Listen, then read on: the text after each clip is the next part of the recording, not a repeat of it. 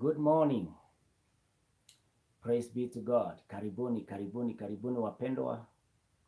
Welcome. A new day. It's on a Friday, the weekend of July, the first weekend of July. Welcome on board. Karibuni sana, karibuni sana. We are on our journey of prayer and fasting, calling upon the name of the Lord that our God will hear us, will bless us, and will continue to reveal himself all the more in our lives, for his glory, for his worship, and for his adoration. And so, karibuni sana, karibuni, karibuni.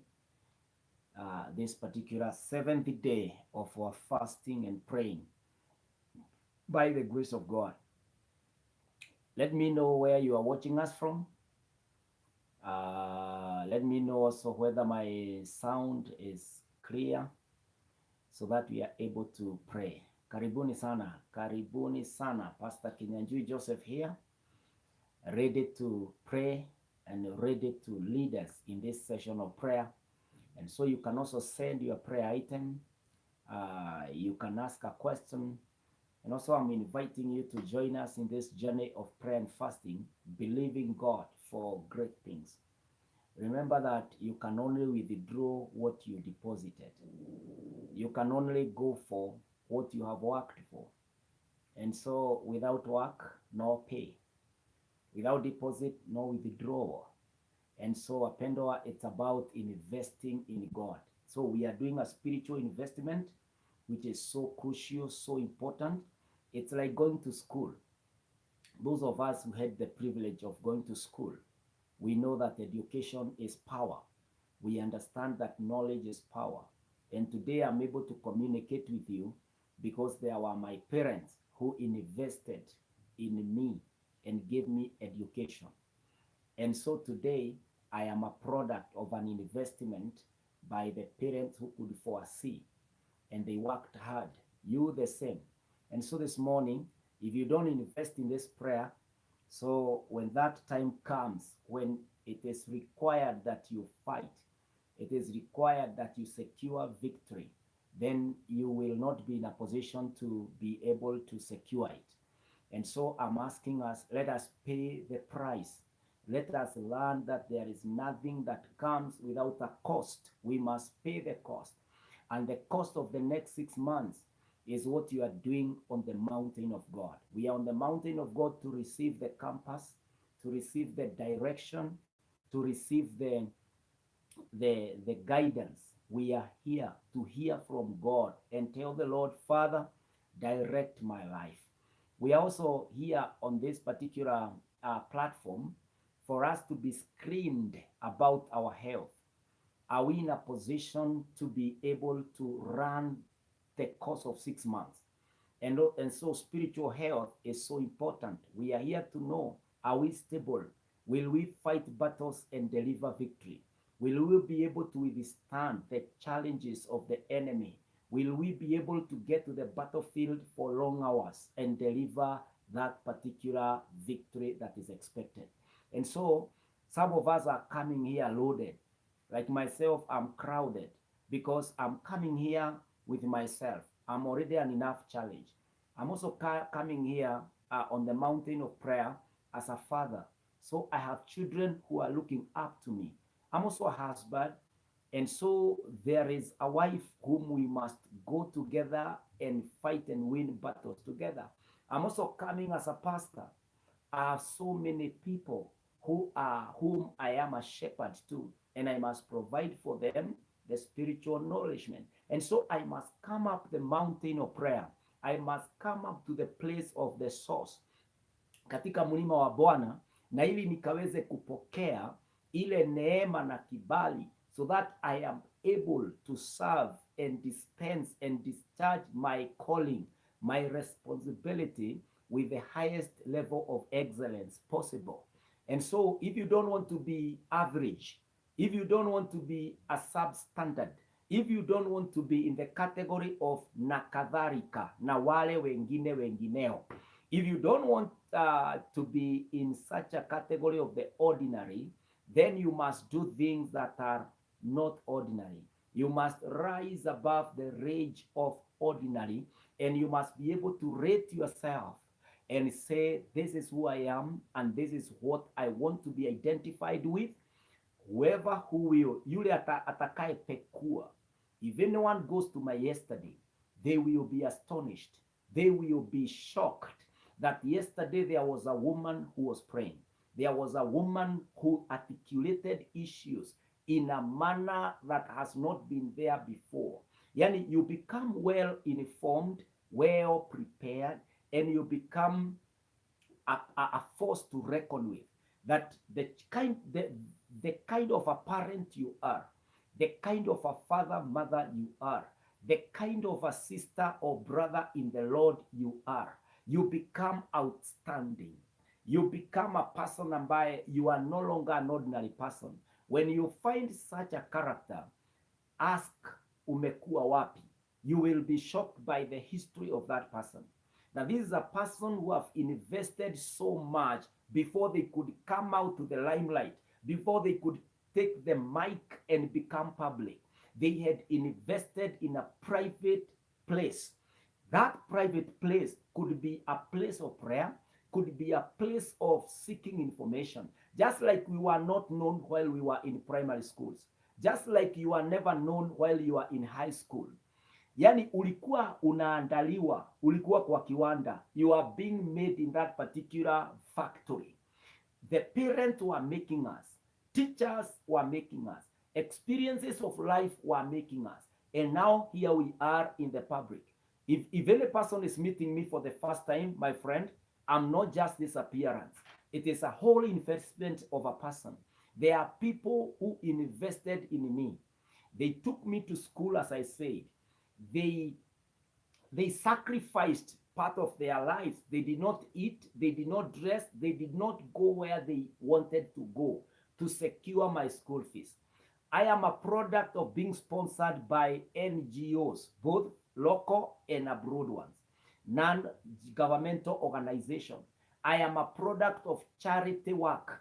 People who don't know me, but they sent their money, and that money took me to high school. That money took me to college. And so if anyone is meeting me for the first time and saying, this is a serious person, I wish I had known this man before. I want to let you know that I am an amount, I am an accumulation of people who invested in me. What we are doing on this mountain, we are investing on the mountain of God. We are coming on the mountain of prayer saying, God, my family must make it. My children must make it. I must see my 99th birthday by the grace of God. Alafu kuna watu utakutana na wao, watoto wako wakiwa wazima, ndoa yako ikiwa imesimama, ukiwa na miaka mingi, wanashangaa. How did you eat well like this? How did you manage to bring up such blessed children? Utawaambia, there is something you don't know. While you are eating and drinking and having your life, I was on the mountain of prayer. Year 2023 in July, I engaged on a mission of 21 days of prayer and fasting, and the theme was sponsored of God. I asked God that He can sponsor my marriage, He can sponsor my business, He can sponsor my faith, He can sponsor my tomorrow. And so today I am in that tomorrow that I secured sometimes back. I want to pray. I want to ask you, my friends, enter into this history.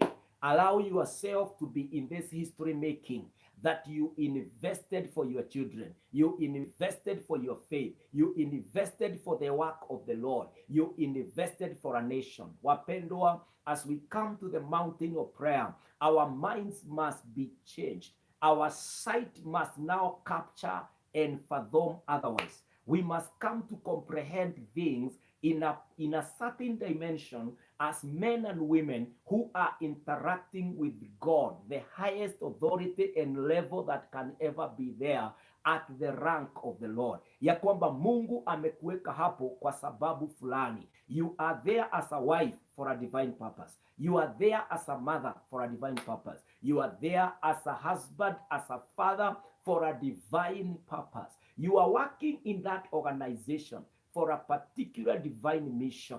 There is more than your payslip. There is more than your career and how you qualified to be there. You are on a higher platform of meeting the will of God, who made sure that you went to grade 1 all the way to whichever grade. You joined the high school all the way to the end. You even went to college or to the university. Now you are out here and you are working. It cannot be business as usual. There must be God who has orchestrated your program and made sure that your life is not just another life, but you become an influential, you become a partaker, you become a participant. You participate, you are able to come into on the desk and determine the outcome of your life and the outcome of the organization, the outcome of that business, the outcome of that community. Na kwa hivyo wapendwa, asubuhi ya leo, as we are on the mountain of God, let us not just think of praying ati tunakuja tu as a spiritual exercise, tunakuja kwa mlima, tunafunga, alafu baada ya siku 21 tunamaliza, alafu tunagoja zingine zitangazwe tuingie. Hapana, we are on a serious investment on the mountain of prayer. On the mountain of God, there is so much we don't know. Remember Jeremiah 33 and verses 3. The Bible says, call unto me, and I will show you greater and unsearchable things that you do not know. There is so much we do not know. When the Lord says, come to me and come and ask, and I will show you unsearchable things, it means that there are those things we cannot research and find out. There are those various things that unless divinely the Lord intervenes in our lives and leads us to where their knowledge is and gets us there for us to be in a position to perform and to do our duties and what the Lord would want of us, we may live a life that is deficient, a life that has a deficit of certain understanding. And maybe that is what you require for the next level. That is what your marriage needs for the next level. That is what your faith requires for the next level. That is what your children, that is what your network requires for you to be in a position to maximize and function optimally in that particular place mahali Mungu amekuweka. And so why be desperate? Why despair? And we can pray and we can access the will of God. Our Father and our God, this morning, I thank you for all of my brothers who are on this course of 21 days of prayer and fasting, even them that are joining me now, and they are determined that they will pray with us this 1 hour. I pray in the name of the Lord. Father, may we be able to access your presence. May we be admitted in your very presence this morning in the name of Jesus. I pray for my brothers. It is now day 7 on the mountain of prayer, on the mountain of faith, on the mountain of intercession, where destinies, my God, are aligned. My Father, where health is guaranteed, where provisions of wealth and provision of riches happen. Now I pray in the name of the Lord. My Father, as we dismantle the enemy, as we demolish the powers of darkness from our knees, I pray now in the name of Jesus that, Father, it will please your ears, even your eyes and your attention, my God, to receive our prayer, to receive our call, even unto you, Almighty God. I pray this day, may thy kingdom come and thy will be done today in the lives of your people. It is the first weekend of July 2023. I pray, Almighty, that Jehovah God, you are giving to us all the next weekends, all other weekends of the next 6 months of 2023, they shall be a blessing to each one of us. Oh Lord, I pray for every father. I pray for every mother. I pray for every son or daughter. My God, I pray for all the employed and the employers. I pray for the businessmen and businesswomen. I pray even for those that have no jobs. My God, the sick and the healthy. I pray now in the name of the Lord. The locals in our nation and the others abroad, I pray in the name of the Lord, whether it is now or in the days to come, that this prayer, my God, is not in vain. Bless all of them. Walk with them, oh God. Challenge their status. Challenge their way of life, that God, you may make it better in the name of Jehovah God. My Father, my God, as we commence this hour of prayer, I pray, oh God, move and impact the lives of your people. Everybody listening, everybody partaking, everyone participating in this prayer, I pray that it will never be the same again. July is a blessing. August is a blessing. September is a blessing. October is a blessing. November is a blessing. December is another blessing. My God, I pray, give us this victory, give us the success, give us the way to handle and to be able to transact for God in all times that are called today, in the name of Jehovah God. Mungu wetu atuangalie nyuma, na sisi sio wale wa kushindwa. My God, we keep knocking at your door because we know you shall open. We keep seeking you, for you can be vowed. We keep asking and calling, for you will answer. Our God, this morning, I pray for favor, that I am acceptable with my sacrifice of prayer, Lord, even this day. And I pray for the same for all of us here, that God bless us, God enrich us, God visit us, and call us blessed in the name of the Lord. Bless us now and give to us this package of 6 months for victory in 2023. In Jesus' name we pray and we believe. Amen, amen, amen, amen. Thank you so much, wapendwa, even for joining me this morning. I welcome each one of us on board, that we can continue on day 7 of prayer and fasting, that we can believe God for what the future holds. Like myself, I have big dream, I have big vision and expectations, and I know one day I will be able to move thousands, tens of thousands, hundreds of thousands of lives and bring them to the saving knowledge of Jesus. I also believe that this globe, I will traverse it in the name of Jesus, for the power and even for the ministry of the gospel in the name of Jesus. I also believe that I will be healthy, that I will not traverse and travel those places while I am in pain. I also believe that I will not be poor.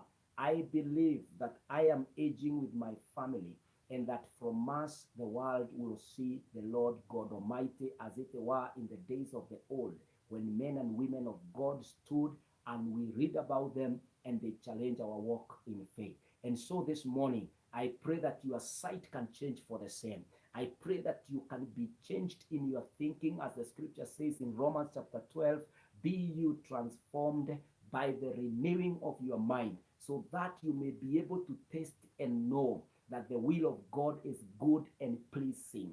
And so this morning, I pray that you can allow and release yourself for this transformation, for the Lord to get you where you don't even know. You know, not forsaking where you are, but also being open for what the Lord is about to release, what the Lord is about to administer in the name of Jehovah God. Your work of today, it may not be very, very, you may not really present it as, you know, if you are praying for something bigger, you may not be able to explain it to people. People may not see what you are doing, the work you are doing today.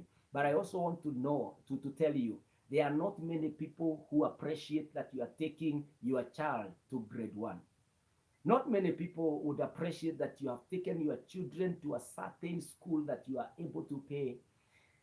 But one day when that child is an engineer, one day when that child is at a graduation ceremony, one day when your son is traveling abroad, one day when your son opens that particular business, one day when your son is heading that organization that is of charity and what have you, people will come saying, you are blessed. They will confess you are blessed. But you as a mother and as a father, you shall also remember and know it was the investment you had put. Na kwa hivyo kama vile watu hawawezi kukushukuru kwa sababu ya grade 1 child, it is the same with this day of prayer. Not many people will think you are doing anything on the mountain. But I'm telling you, a day is coming when this prayer will be manifested. A day is coming when your fasting will be manifested. Ya kwamba you spent time on the mountain of prayer. The Bible says in James chapter 5 that Elijah was a man like us. I'm telling you, this man would shut the heavens, would shut the clouds, and there was no rain. And then at his word, angefungua na kunanyesha. I am telling you the same. Our fasting may not make sense right now. Our waiting on God, going to prayer centers, waking up at night and praying, going to church early in the morning, shutting that door of your office and kneeling down. It may not make sense for now, but I want to let you know, just like a farmer goes to plant the seeds and leaves the shamba, goes home and waits for the right season, and then from the ground the seeds sprout, we start seeing plants, and later on there is a bountiful harvest. It is the same in prayer. When you call on God, it doesn't seem, it doesn't appear practical. It doesn't feel like something is happening. But I want to encourage you this morning that so much is happening at the place of prayer. I also use this particular illustration like that right now, nobody can see me in the airwaves. Whoever who has not tuned to Facebook Live or tuned to YouTube, or you are in front of your TV and you've put it on YouTube. But I am there, just the same way that radio waves, the TV waves, they are still active. Sahi ukitune in CNN itaonyesha, ukitune in BBC itaonyesha, ukitune on your local stations zitasoma, lakini ukiangalia kwa hewa ni kama nothing is happening. It is the same in the world of the spirit. People think hakuna kitu kinaendelea katika anga ya kiroho, but I know God is at work, as well as the demons are also at work. But ourselves, we are connected, we are plugged to the waves and the frequencies of heaven and of God. Na kwa hivyo maombi yetu haipotei wapendwa. Yale maombi yote mama anaweka katika mlima huu, siku moja wewe mama utaona mavuno ya maombi yako. Yule baba ambaye yuko katika mlima huu na anaomba, tutavuna, tutaona. Hey, my friend, as a father, God shall keep you until that day when you shall realize and you shall be rewarded, and this prayer will be remembered. You will remember it by the grace of God. Na yule mtoto, yule son or daughter ambaye yuko katika maombi haya, it is just a matter of time. The Lord will bring it to pass. A minister of the gospel like myself and the other professions, wale watu wote ambao wanaombea jambo fulani kwa huu mlima, I am telling you, it's a matter of time, and the Lord is coming to do more and greater things than what we can imagine or we can even understand. And so this morning, I welcome you on the day 7 of prayer and fasting. And today, we are praying about provisions of God. We are asking our God, Lord God of heaven, you are the one who can bless the labor of our hands. You are the one who can protect even what we get after we have labored. You are the one who can give us more mind. You can expand our thinking so that we can be able to network enough and multiply in growth by the grace of God. And so this morning, we come to the Lord with this prayer. Oh God, supply our needs. Oh God, take poverty away. Oh Lord, help us to pay our debts, our God and our Father. Bless the capital and the investment we are put into it, and let your will of blessing happen to us. Na kwa hivyo leo tunaombea utajiri. Leo tunaombea kupanuliwa kwa mipaka yetu. Leo tunaombea baraka juu ya jasho yetu. Mungu atunemeshe that when we walk, our feet is blessed. That when we are touching anything, our hands are blessed. That when it calls for thinking, our minds are excellent.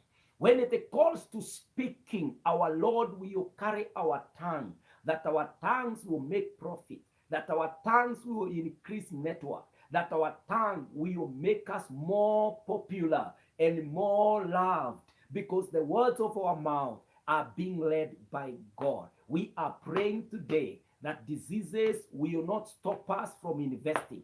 The Lord shall heal us, and we will invest, because God does not encourage laziness. Our God motivates, our God provides, and our Lord is there to push for hard work. working smart by the grace of God. Na kwa hivyo kama Mungu hapendi mzembe na uzembe, basi Mungu anabariki kazi ya mikono yetu, kwa sababu sisi sio wazembe, sisi ni watu wanaoamini katika bidii na katika baraka ya Bwana. If you remember the man called Adam, wakati aliumbwa na Mungu, alipewa shamba yote ya Eden to cultivate it. So the Lord made man to work.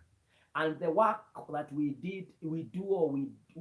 Adam did was never evil. It was the sin that made it, difficult now, and made it like appear like a punishment, because we have to sweat, we have to get tired. But I want to let us know that work is not evil. It is not punishment. Kuna mtu anasema mimi natafuta pesa ndio nikiamua kulala hakuna kitu kinanitisha niamuke. Hapana, hata ukapata pesa ngapi, if you are healthy, you must rise up, go and keep increasing and multiplying and serving nature, serving the creation of God. We don't wake up early in the morning for satisfaction. No, we wake up each day to advance the kingdom of God, to take good care of the creation of God. Kwa hivyo hata nikapata mamilioni na mabilioni ya madollars, bado nita wake up early in the morning and appear here and preach the gospel. Not because I will be needing some sort of funding or some sort of help. No, but because what I am doing is what I ought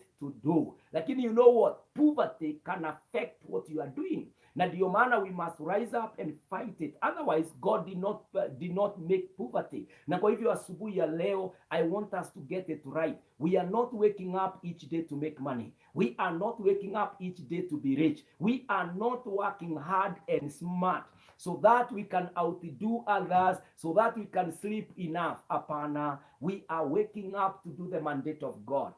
God told Adam, take care of the creation. Take the mandate, dominate the land, the sea, dominate the air, dominate everything. Domination does not have to do with accumulation. Domination means bringing glory to God, making sure that you serve the creation to glorify God.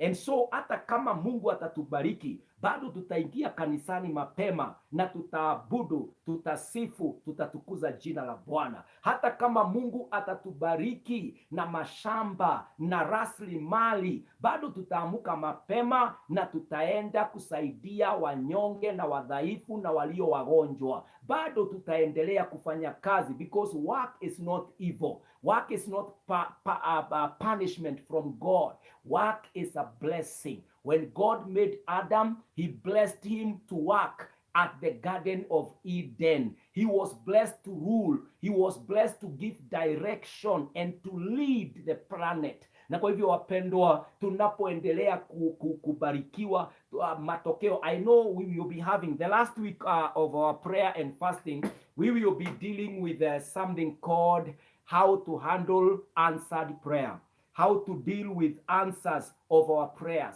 Tumeomba afya, tumeomba kazi, tumeomba utajiri, tumeomba kushindwa kwa maadui wetu. So what? If the Lord answers us na tupatie utajiri, how are you expected to behave? How will you be? Utalala siku nzima, alafu the following day unaamuka saa 5, unakula, unarudi tena kulala, alafu unashida katika maholidays na hapana. We promise, we are men and women who understand our mandate. In our destiny there lies the responsibilities from God. Na kwa hivyo Mungu atakapotubariki, tutaendelea kufanya mahubiri ya Mungu, the creation of God, more productive and more glorious to the name of Jehovah God. Hallelujah. Praise the name of the Lord. Na kwa hivyo niko hapa tuombe ya kwamba the Lord shall bless us. And when he blesses us, we shall be faithful, even as we enjoy the blessing of God and even as we advance the kingdom of God. And so what does God say about provision? Mungu anasema namna gani katika kutubariki na kujalia kazi ya mikono yetu? Go with me to the book of 2 Corinthians chapter 9 and verse 8. 2 Corinthians chapter 9 and verse 8. The Bible says this, and God is able to bless you abundantly, so that in all things at all times, having all that you need, you will abound in every good work. Hallelujah.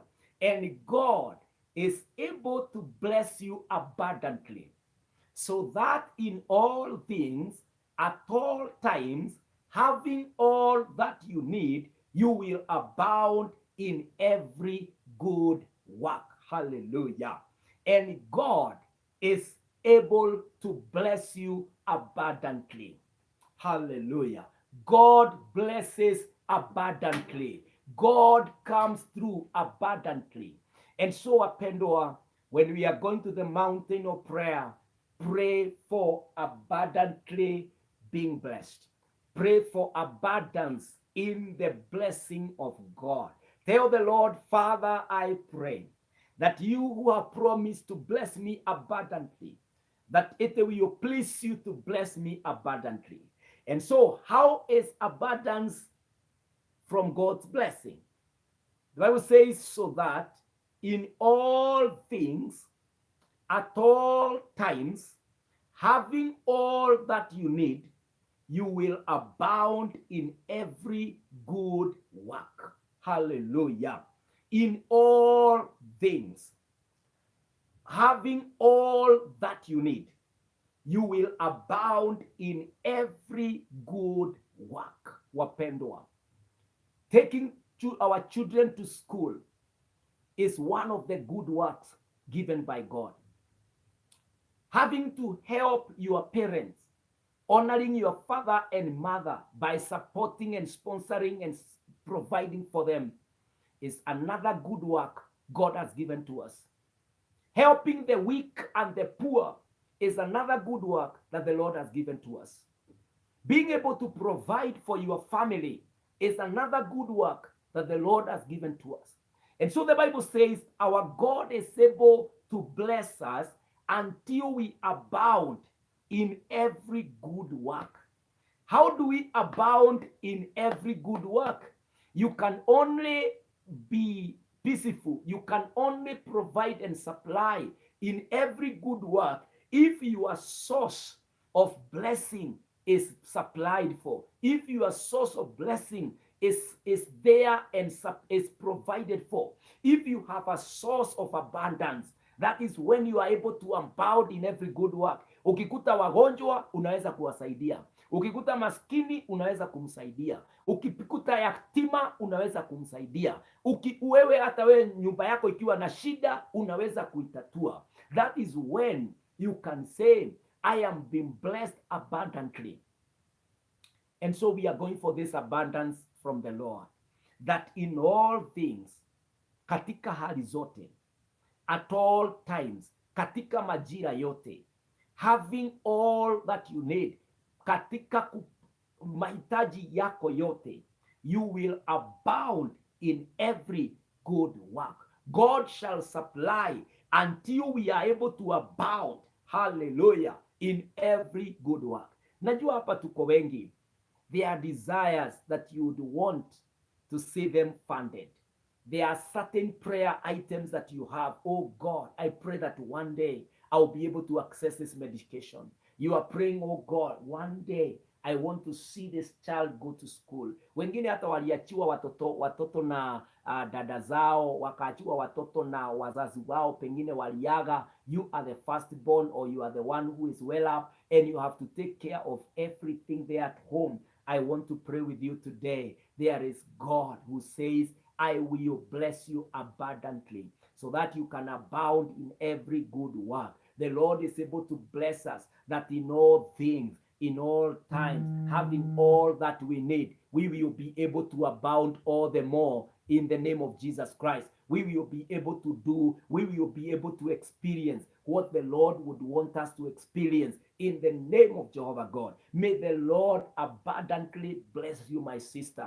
May the Lord abundantly supply for you in the name of Jesus. May you hear the love. May you hear the word. May you hear the voice of God speaking to you this morning, that God shall bless you abundantly. You know, Apostle Peter would echo the same words. and agree with Apostle Paul where we have read in 2 Corinthians.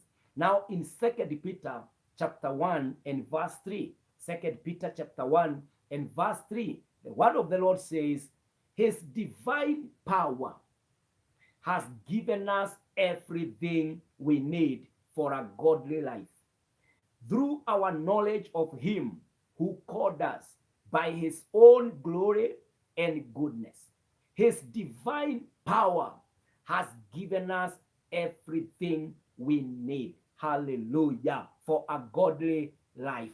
Najua kuna watu ambao yale tunapitia sisi ni Wakristo, lakini okay, Catherine, you're asking, please highlight the word in 2 Corinthians. 2 Corinthians chapter 8 and chapter 9 and verse 8. 2 Corinthians chapter 9 and verses 8. But now we are reading 2 Peter chapter 1 and verse 3. I am saying that there are some people who are saying, I am a believer, but I am dominated by unbelievers. The people who have employed me, the organization I work for, the company I work for, they are men and women who oppress me. They are people who have no honor or have no understanding or fear of God. I want to encourage you today. This is your day to pray. On the mountain of God, this is the place to be. The Bible says his divine power has given us everything we need for a godly life. For a godly life. Speak a godly life where you are. Tell the Lord, Father, you know my boss. Lift him before God and tell the Lord, Father, I demand from the mountain of prayer that my boss will fear the Lord, that my colleagues will respect the faith I have in you, that wherever I am, my God, avoid me the contaminations that go on in this place. Secure me, O God. You brought me here for a worthy cause. I pray now, my God, secure me, because your divine power has given me everything I need. I claim this everything from your divine power. The divine power is from God. Unaomba mpendwa ukiwa kwa hiyo ofisi na unasema, I'm not resigning. I am not going and never coming back tomorrow. But my Father, I ask you, may your divine power work on my desk.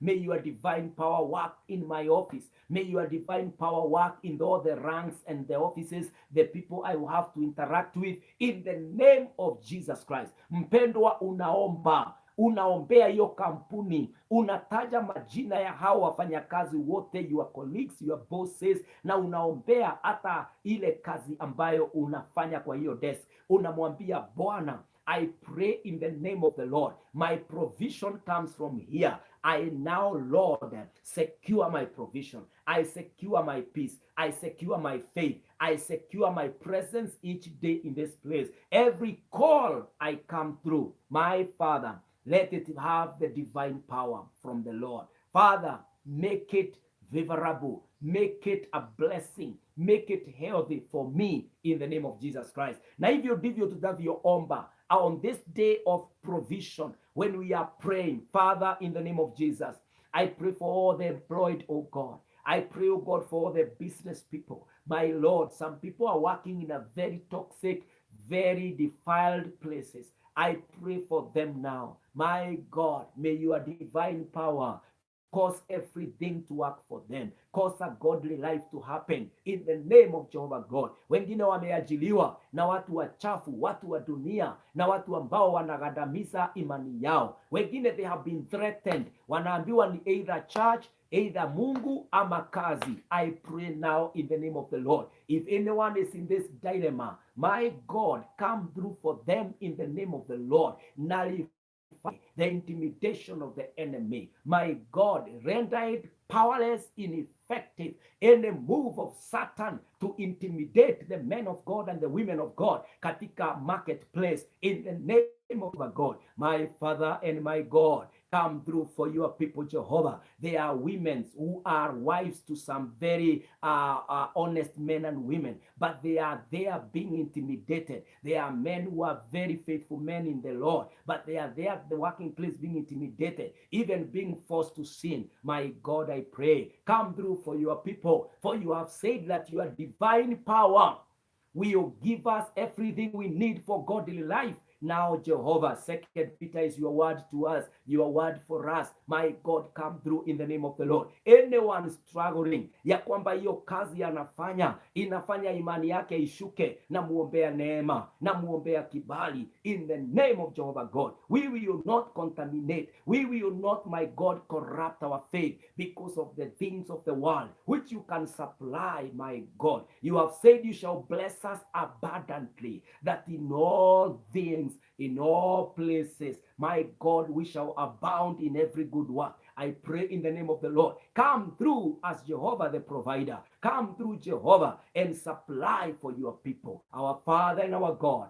come and show yourself faithful in the name of Jesus. Haya maombi ya siku ya samba. We pray for the provision, abundance of God in the name of Jesus. In Jesus' name, we pray and we believe.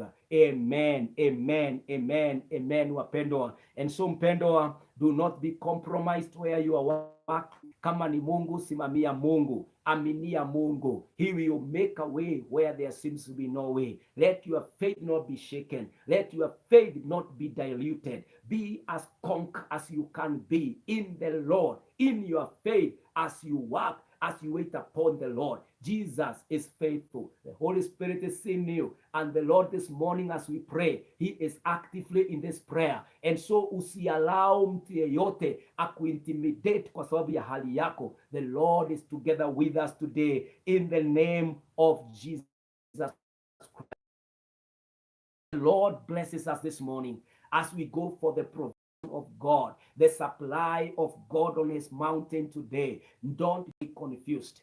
I want to pray for us and with us that even when the Lord blesses us, let your love be only to God. Love only the living. Love only God and the people, but never fall in love with the material things of the world.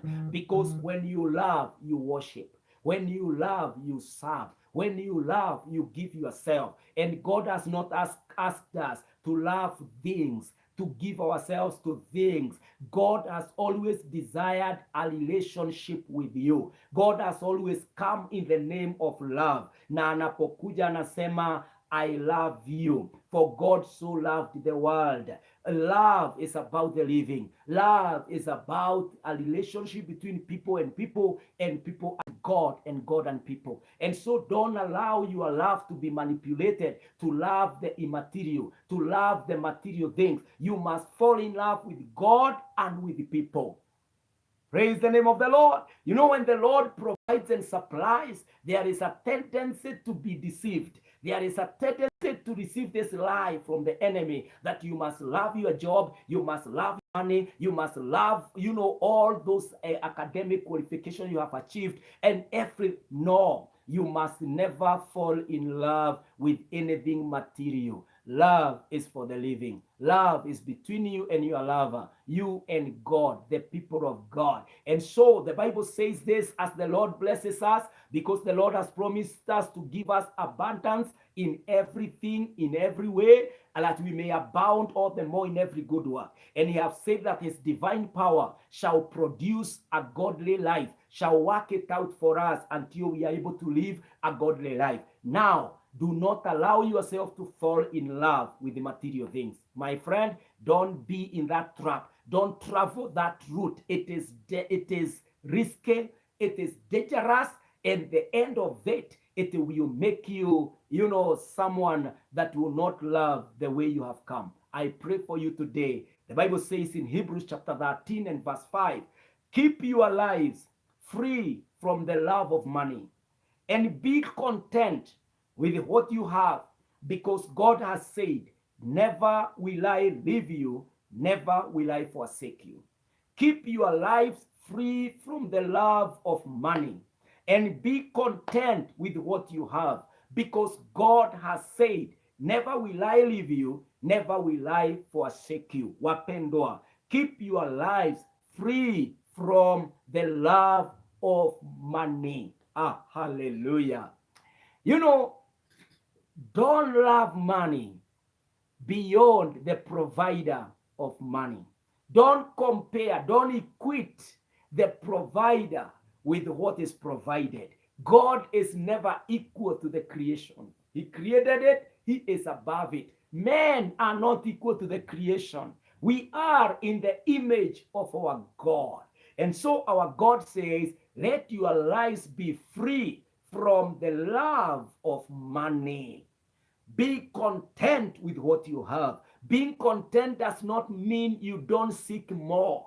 Being content does not mean that you don't wake up early. Being content means that you are doing everything you ought to do. And the supply of God, you can only thank the Lord for that day. You are able to thank for that provision. Na kwa hivyo wapendwa, asubuhi ya leo na siku ya saba kwa mlima wa Mungu wa kufunga na kuomba, I pray for you in the name of the Lord that you will not be confused ya kwamba pesa, unajua shetani anatumia the material things, ana manipulate what is around. Ndio maana alipomkuta Yesu amefunga in Matthew chapter 4, alimwambia fanya haya mawe, akampeleka kwa nyumba kubwa at the pinnacle of the altar of the temple, akamwambia si ujiangushe, akamwambia si uone ufalme wa ulimwengu wote, nitakupatia utakaponinamia. The devil uses the physical, the material things to manipulate the men and the women of God. How I pray that even as we go for the abundance, as we go for the riches and the wealth, we are not going for the material to worship them. Love is for the one we worship. And so you must only love God with all your heart, with all your mind, with all your soul. Make sure ya kwamba Mungu akikubariki, you don't fall in love with your car. You don't fall in love with your money. You don't fall in your love with your discovery. You don't fall in love with your company. You don't fall in love with all the goodies that the Lord has given to you, because they might become idols. And they might force you, they might make you start worshiping other gods. You can be diverted. When Solomon got a lot of wealth from the Lord and a lot of wisdom, he started worshiping the wealth. And so that is how he found himself with more than 700 wives. Kwa sababu aliangalia mali, akaangalia furaha, akaangalia joto ya ufalme, akaanza kuanguka na kupotoka kwa njia za Bwana.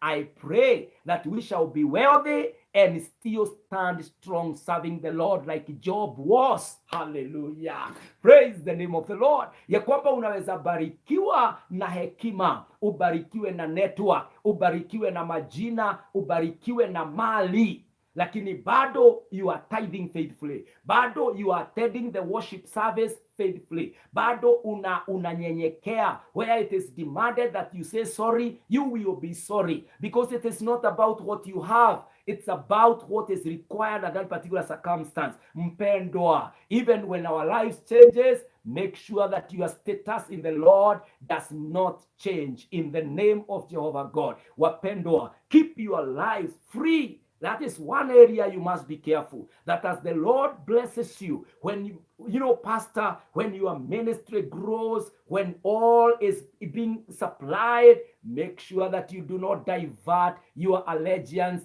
and your loyalty to the Lord. Make sure that hautacheza kondoo wa Mungu. Bado utasimama ukisema mimi napenda ile siku tutakapoonana na Muumba wangu, na nitamuonyesha the faithfulness of my shepherdhood as an assignment that day when I was on earth, in the name of Jehovah God. You are there as a CEO. As the Lord raises you, you can only raise the standard of your service in the ministry, but you should never lower. You should not focus on what you have. You should not be intimidated by what is happening. Watu wakikusalute, wakikuita boss, make sure that at the end of the day, you deliver that glory where it belongs. It belongs to God. Hallelujah. And so keep your lives. Kuna watu wengi wameolewa, lakini kwa sababu ya kupenda pesa bado wanahanyahanya huku nje. My friend, honor your marriage, honor your covenant, and be content with what God has given you. Siku yako ya kuinuliwa na kubarikiwa, Mungu ataifikisha. Kuna watu bado kwa sababu ya pengine mahali umefika, bado unaenda kwa mganga usiku, kwa mchawi usiku, ukitafuta njia zake ili ya kuongezee. Yeye hajakupatia kitu, wacha kumuendea. Don't fall in love with the material things. Simama na Mungu, sema my God, I know my Redeemer lives, na atasimama katika siku yangu na atajionyesha in the name of Jehovah God. Kuna watu wanaendea ndugu zao, dada zao, wanawaua kwa sababu ya hali ya ulimwengu. Unasema kama sitogawa hili shamba, hata na wewe hautaishi kulitumia. I want to let you know, our God cannot be exhausted in supply. Our God never ages, never runs out, and cannot be poor. Go to God. You can only receive what you need, my friend. Hata ukilala kitanda cha 6x6, mahali unalala si 6x6, unalala tu mahali padogo tu pa inches. Hizo zingine ziko tu hapo, na wakati huu wa Julai najua baridi ni kubwa, especially kwa hizo vitanda kubwa. You can only wear one set of clothes at a time. Unaweza tu kukula sahani moja tu ya chakula. My friend, I'm telling you, don't fall in love with the material. Fall in love with the supplier, the provider, the God himself, who is faithful to keep you, and even in the next life to award you eternal life in his kingdom, in the name of Jesus Christ. And so, friends, as we go for wealth, as we go for this abundance of the Lord, not at the expense, not at the risk. My friend, don't do anything to be rich. Don't do anything to secure your job. Don't do anything. My friend, do that which is in line with the word and with the will of Jehovah God. Don't fall in love with things. Don't sacrifice your marriage kwa sababu ya utajiri. Don't sacrifice your children kwa sababu ya utajiri. Don't sacrifice your life kwa sababu ya utajiri. Just tell the Lord, Father, supply, bless the labor. I am a hard-working woman. I am a hard-working man. My God, I have paid the price of going to school. I have studied and I'm a professional in this. Now award me the area in the field where I will practice and bless the sweat of my head. Bless my waking up early in the name of Jehovah God. Wapendwa, usipotoke kwa imani ati uanze kusema unajua Ukristo unakaa ujinga, ati ni kama umefunguliwa macho na pesa. My friend, hakuna pesa imewahi kuwa sabuni ya kuosha macho ati uone. Watu wengi wameipea majina kusema ati pesa ni sabuni ya roho. Hakuna. It is the Lord who renews our strength. It is the Lord who revives us. And it is actually the Lord who gives us the joy to enjoy that provision. Unaweza panda kwa kitanda, lakini usingizi unatoka kwa Bwana. Unaweza kukula, lakini afya na ladha ya ile chakula inatokananga na Bwana. Unaweza kuwa na miaka mingi, lakini wisdom inatoka kwa Bwana. My friend, you cannot put a line between things and God. Allow God to be God, na umwabudu hata katika hali ya mali na baraka nyingi. So this morning, as we continue to pray that the Lord will come through for us, usijidanganye na vitu za dunia na vitu za ulimwengu, but make sure you keep working hard. Make sure that you wake up early, you work smart, you report where you need to report, honor people, go for more knowledge, but never fall in love. Your heart should ever and forever remain in and for God, in the name of Jesus Christ. And so the Lord says this in Luke chapter 12 and verse 12. Luke 12 verse 24. Luke 12 and verse 24. The Bible says, consider the ravens. They do not sow or reap. They have no storeroom or barn, yet God feeds them. And how much more valuable you are than the birds. Hallelujah. The birds do not go to work every morning, but the Lord provides for them. Now he says, we are more valuable than those birds. So if God provides for them, he will also provide for us. This is why we are calling him God of provision. God who shall give it to us. And so wapendwa, wekelea mikono hiyo kazi yako, iombe, inenee baraka. Mwambie Mungu, tembelea kibanda changu, tembelea maeneo ya kazi yangu. Bwana, tembelea my customers. Mungu wangu, as I write this proposal, let it be acceptable. Let it earn me what I'm looking forward for. In the name of Jehovah God. As you do that business travel, may the Lord go ahead of you. May every good that you secure from the other end, even if you require to ship or to airlift them, may the Lord be there to earn you a profit, to earn you a blessing in the name of Jehovah God. Ya kwamba Mungu atapigania kazi yako. If he can provide for the birds, he will also provide for me. There is no dream or vision that is too expensive for God to fund. The Lord will finance everything. The Lord will supply our needs according to his riches in Christ Jesus in glory. Yeye ataweza kushuka na atatutembelea, tutendea kwa sababu yeye ni mwaminifu. I pray for you this morning, my friend, that the Lord supplies all your needs, that the Lord meets you at the place of prayer, mahali unaombea, na ashuke, atende, ajidhihirishe. Kuna watu wengine ambao tulipoteza hata marafiki wetu kwa sababu marafiki walibarikiwa kabla ya sisi. Those friends will come looking for us because they will see business with us. They will hear of the blessing of the Lord at the right time of God, na watarudi, watakuja kusema ni kweli kuna Mungu ambaye anaweza. Usiwe intimidated. It's only that they went fast, but they did not go away with your blessing. Mpendwa, the Lord who blessed them is still our God. The Lord who feeds the birds of the air is our God. Na yeye amebariki hao kwanza, anakuja kukubariki pia. Do not despair. Our God is coming to make a way and is coming to do greater things. In fact, the Lord has a lot of illustrations about how he will come through. He says this in Matthew 7:11. If you then, though you are evil, know how to give good gifts to your children, how much more will your Father in heaven give good gifts to those who ask him? Kama mimi, I'm a father, I know how to work hard and provide for my children. How about God, who is the good and all-able Father? Will he not supply for his children? You are his daughter. I am his son. God knows all of our needs. He is all able. When we ask, he will come through and do it. Wapendwa. The Bible says this in Philippians 4:6. Do not be anxious about anything, but in every situation, by prayer and petition, with thanksgiving, do something bigger than what any other person is able to do in the name of Jehovah God. And as we come to the close, wapendwa, I pray and I look forward that this word of God will come through in your life. I pray that one day you will say this word, and you are saying it by faith now, and then at that time you will give a testimony of it. It is the words of Paul, Philippians 4:19. The word of the Lord says, and my God will meet all your needs according to the riches of his glory in Christ Jesus. And my God will meet all your needs according to his riches in glory in Christ Jesus. And so this morning I pray for us that the Lord shall supply all our needs.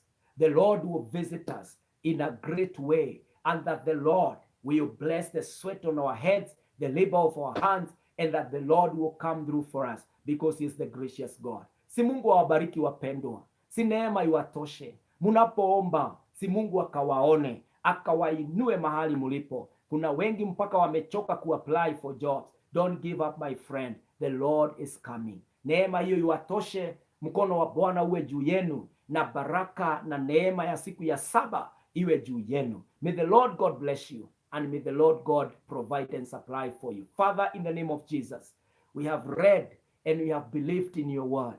Now I pray for my brothers and sisters. Provide, supply, and be with them at this particular point. My God, as we call for you to supply our needs, my God, bless our jobs, bless our families, bless our health, bless our tomorrow in the name of Jesus. Establish us today, O God, and lift our standards of living for your glory and honor. This is our prayer. In Jesus' name we pray.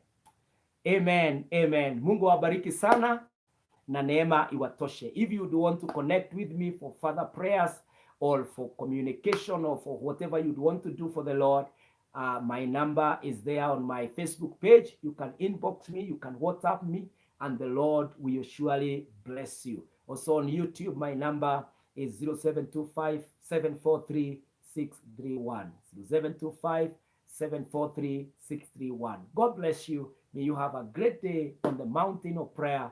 Let us meet together today at 7 p.m. in the evening. We shall be having a revival prayer meeting today as we continue to put more fire on the mountain of prayer by the grace of God. So we will be live from the church. If you can come in person, Voice of God Church and Ministries is located in a city called Kinoo along Waiyaki Way. Ukikuja pale opposite Mama Ngina Primary School, we are located there. We will be live. We will also be in person and also live on Facebook and YouTube and TikTok at around 7 p.m. by the grace of God. In the meantime, may the Lord bless you. Have a great weekend in the presence of the Lord. Shalom and good day. Amen.